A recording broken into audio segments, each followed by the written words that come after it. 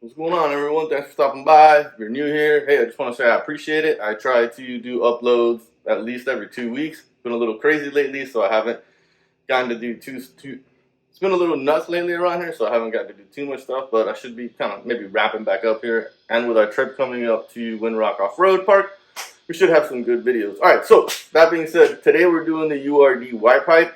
Why you want to do URD? I have this issue where, well, we all have this issue on the third gen where one of the pipes kind of comes underneath our transfer case and it comes in pretty low. I think it's the transfer case, I don't remember right now, but it comes down pretty low. And it's always getting mangled and hitting stuff. And if you have skids, that skid kind of comes down a little bit. So, and I'll show you, here's what mine looks like. It's kind of really beat up, messed up. It's hitting the muffler right now. So every time I start the car, I hear it hitting, which I hate it. And then that happened here on this video, which originally when I put this video up, I sped it up. I'm going to slow it down for you so you guys can feel the hit here. And it was going over the culvert pipes.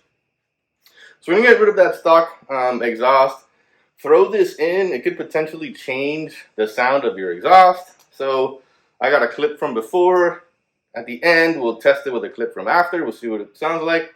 What else can I say? So there's a bunch of options on the market for these. I kind of went with URD just because it was easy install. It's going to get done. I don't care too much about performance. If I gain a little, great. If it sounds a little louder, it's not going to bother me. If you are looking for a Ypipe just for performance, then you want to try to find one that has equal length tubes. The problem with our Tacoma, right, in order for it to get by equal length, I mean like these tubes run the same amount of distance. In order to do that, since, you know, we're switching over to the side of the truck, one of the tubes almost ends up looking like a rat's nest. So I just didn't want that down there. I want to have, like, less headache down there. But just know, if you're in it for more for performance, look for a tube that is equal length, okay? So this one isn't going to, if it gains a little, it's a little. It shouldn't be too much. What else can I think of? Yo, everything came well packaged, you know, big box. I did pick up something just in case. So sometimes these clamps aren't the best because of how thin they are. If you go to like Napa, you got like a big Napa, they'll have these clamps that are almost like a 3-inch clamp, right? So it clamps around the whole thing and tights, and it just gives like a better seal. So in case you do have any leaks, look for these. I'll put the part numbers down below so you guys, if you want these, you can find them. Aside from that, everything else is here. You get an extra bung to knock out.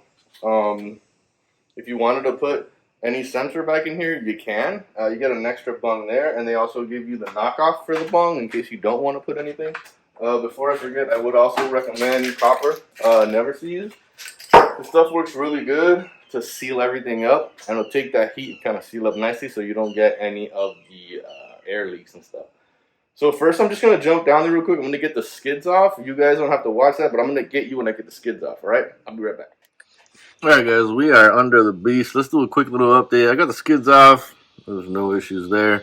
So these bolts right here came off pretty easy. 14s right off. I PP blasted them. No issues. If you look, let me get you up in here. This is a little tricky, so my bad. All right, so this one's a little tricky. So the O2 sensor right here, it's plugged into right there. If you kind of reach around, you'll be able to pop it off. I used a long set of needle nose pliers, like this one here, this one right here. So kind of reach around the top, push the little pin in and pop it out. Same thing on this one. These two came off super easy. 14s ripped right off with some PP blaster. This one is a little easier to get to because it's kind of right. Let me see if I can get you kind of right here. This side of the drive shaft. I have a bit of an issue because of my setup. I already have this brace in from the RCI skid plate, so I'm gonna have to take this off here. I don't see a way of finagling this whole thing with these two back cats past here, so I'm gonna have to try to remove these, except this one is stripped pretty bad. So we're gonna take this off, and remove this whole pipe up until about right here, and we'll see where we land here. That's it. that's where we're at right now. So I'm gonna keep working through this. But like I said, that one was a little difficult just to make sure, and I want to be careful because what I don't want to do is try to unscrew them while they're on right now. I like to do it on the floor so that the wiring could move freely. I did want to talk about this is connected into like a little holder which holds the wiring. So you're gonna want to remove it from here if you keep it like me. Um, but I'm gonna keep trying to get this all out, and then I will come back to you when we have it out. All right, fellas, let's do a little quick update. Pretty much got everything out to the first of the cats, except this bar right here, that notorious ones that hang down. Look, see the bend right there? That's what we're gonna kind of really get rid of right there. But if you look, see this bar right here? It's like not doing anything. It's almost just don't even know what the hell it's doing. It's just two bolts. So we're gonna pull that off. That should give me enough space to get the cat through here because I can't get anything going that way. So I'm gonna do that real quick and then I'll be right back. But that's about where we are. Quick update. Just everything up to here. It's pretty much done. All the way that way. Just getting ready to pull that one off right now.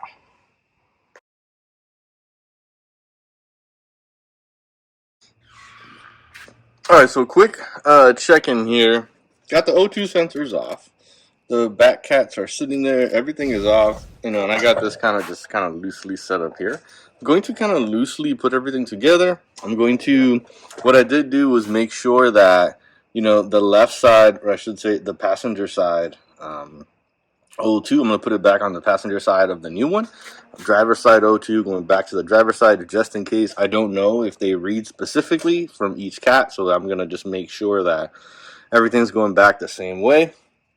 I'm going to get these all in kind of loosely so we can fit it into the truck and then tighten everything down. Like, you just don't want to go crazy tightening everything down here, and then it's like you got some clearances in the truck that you got to work on, because you see like this has some play here and some room, so you just want to make sure that it's kind of close, and then we can work it from there. So I'm going to get that going. I'm going to clear up that bung. I'm going to use, like I said, this copper spray gasket on everything. We're going to take it from there. But the O2 sensors were not that bad to take off. I did it with a monkey wrench and a little bit of a hammer, and I got them right off. So I don't like taking them off while they're in the truck sometimes, even though it's nice to loosen them while something is holding them. So I don't like the wires getting all twisted up. But so that's this check-in. Let me go ahead and get that stuff done. I'll check in with you as soon as I'm done with that. All right, boys, we are in nice and smooth all the way down. There's one thing.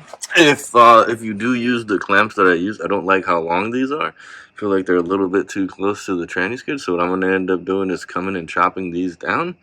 I'm gonna get the skids back in, and then we'll give it that first start. So I will be right back after I get the skids in. But like I said, everything bolted up nice. No real issues. I did use the copper seal, that copper gasket on everything. Coming back this way, this bolted up nice. This bolted up nice. I gotta tighten this up real quick because I just loosened it for the install. But that's it. I'll be right back once I get the skids on. Alright, so we got everything run. I mean, everything bolted up good. Everything was no issues. But we got our first issue here with the RCI transmission skid. It looks like I'm going to have to cut a little bit of it here. And I also think it's a little too low for this skid. So I might be coming and putting spacers in here before I get the flat piece in, because I did get the flat piece from RCI. So I'm going to go make these cuts, kind of bring it back, and just kind of walk you guys through what I had to do to make it work with the RCI skids.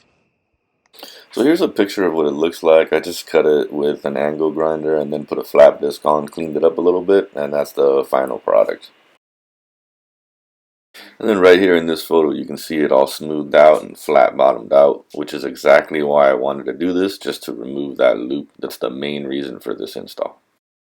Really, what everybody cares about, let's go hear what it sounds like. So I'm going to put that clip up right now.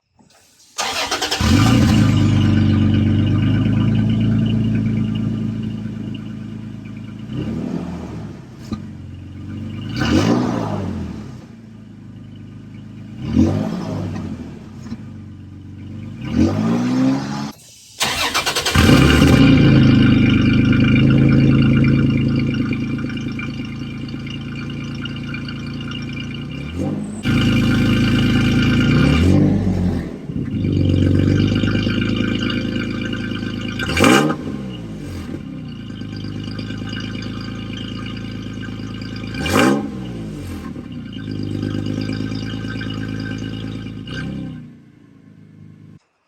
just like that, we're done. The URD white pipe itself went in with no issues, no problems. I didn't really have any hang-ups. Everything came off. My O2 sensors came off. I was a little nervous about those. Sometimes those could take some time. I did have issues with the RCI skid plate, the transmission skid. I had to make a little cut in it, and then I'm almost positive that it's touching the top of the plate just like barely. So I'm going to have to come back and make some tweaks. I'll probably come back in a follow-up just to see if anything changed with my MPGs and like how it has been driving for a couple weeks. But just guys, I really appreciate it. Please hit that like and subscribe. It helps me out a ton. But yeah, just thanks for watching. You guys be safe. If you have any questions, make sure to drop them down below.